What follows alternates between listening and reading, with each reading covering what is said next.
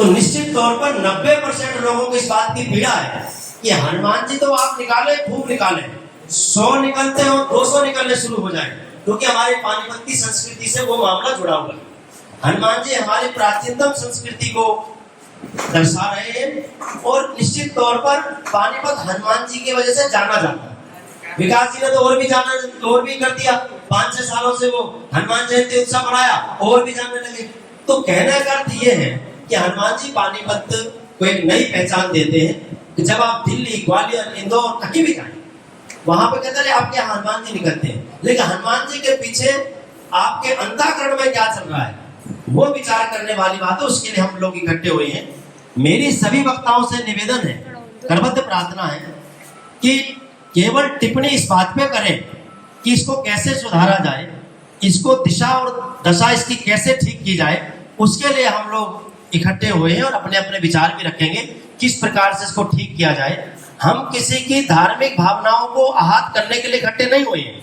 हम धार्मिक भावनाओं को शुद्ध करने के लिए, वैदिक करने के लिए, सनातन के अंदर इसकी क्या रूपरेखा है उस चीज के लिए इकट्ठे हुए हैं। और मेरी आपसे प्रार्थना है, प्रत्येक व्यक्ति यहाँ पे अपने आप को सनातन धर्म संगठन का प्रधान समझे, दशहरा कमेटियों का प्रधान समझे, अपना दायित्व निभाए, पूर्ण रूप से अपना दायित्व का निर्वहन करे और इसको एक मुहिम की तरह, क्रांति की तरह विकास जी नगर के अंदर करा जाए। और मैं ये मानता हूँ कि इससे बहुत कुछ बदलाव आएगा।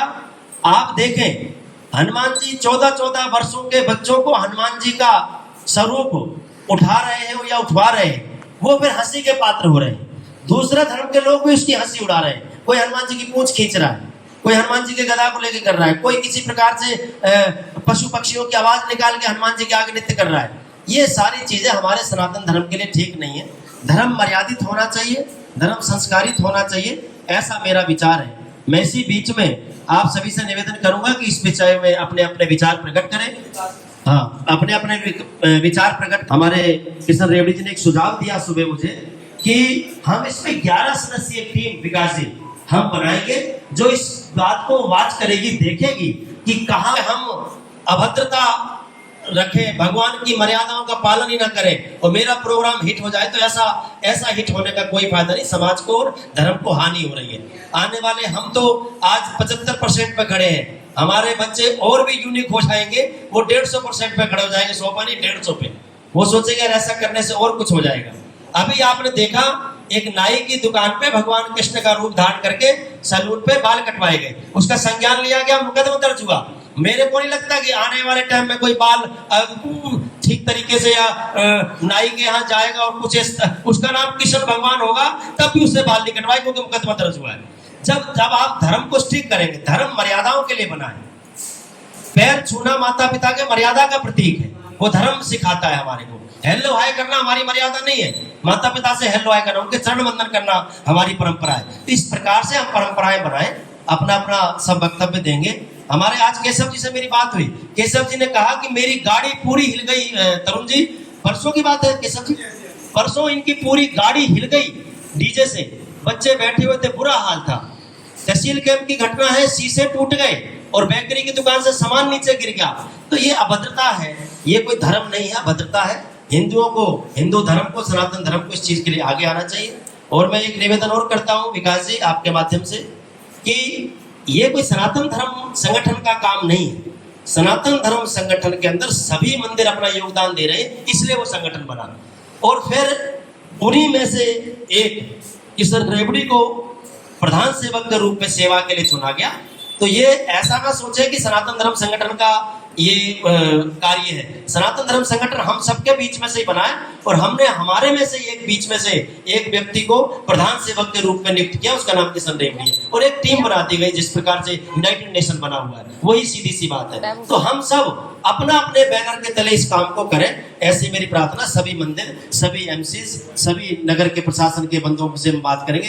11 सदस्य एक टीम बनाकर हम कल लोग प्रधान जी अपन लोग चर्चा कर लेंगे। वाकई जब डीजे चलता है तो मेरे मीडिया प्रभारी जी वो जी बैठे हैं, मेरे चरणों में प्रणाम। तो जो ये डीजे चलता है, जब भी निकलते हैं डीजे दिन प्रतिदिन हैवी होते जा रहे हैं। पहले 10 10,000 वोट था, फिर 20,000 कर दिया, फिर 30,000। आज वो कहते हैं कमल जी का 30,000 है, दुर्जय जी कहते हैं मेरा 40,000 होना चाहिए।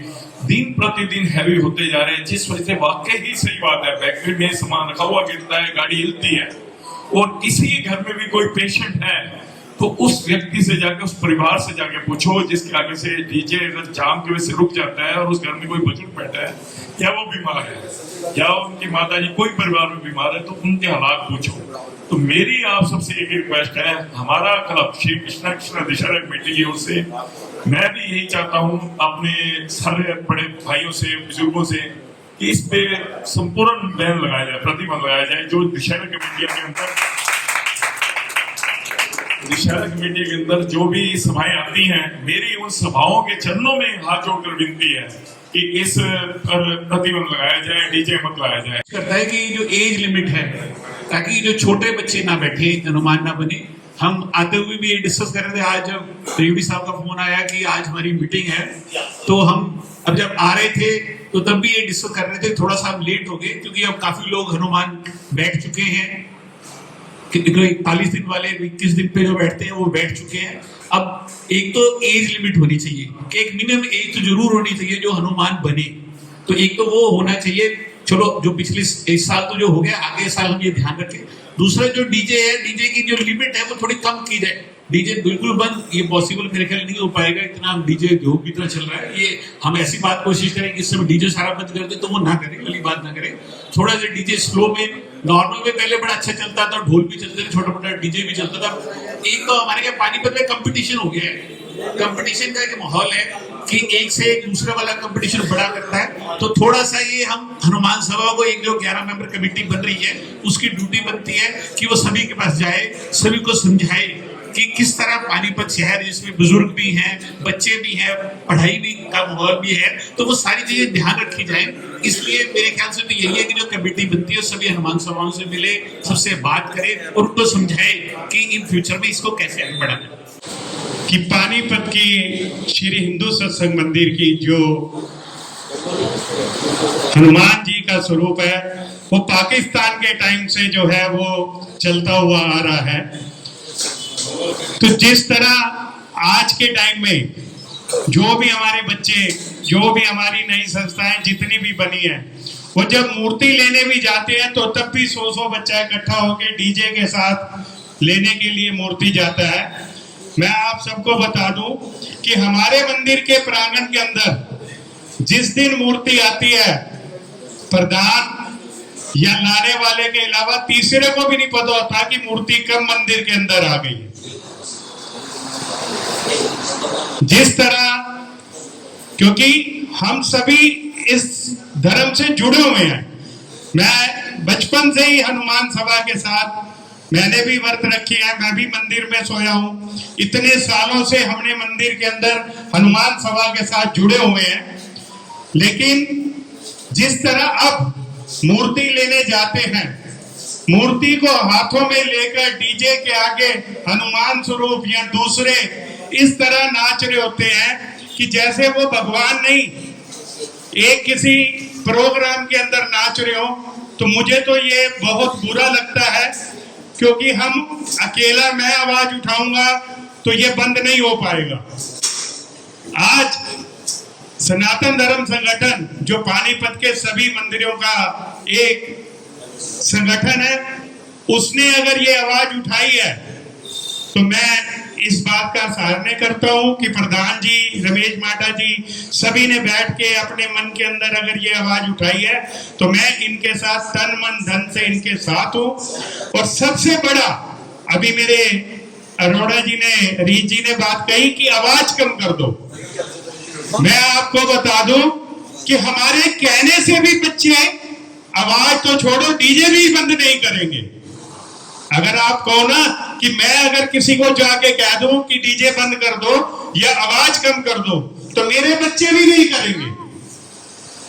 अगर हम लोगों ने निर्णय लेना है तो सख्ती से निर्णय लेना है, तो तब इस बैठक का फायदा है, नहीं तो कोई फायदा नहीं है।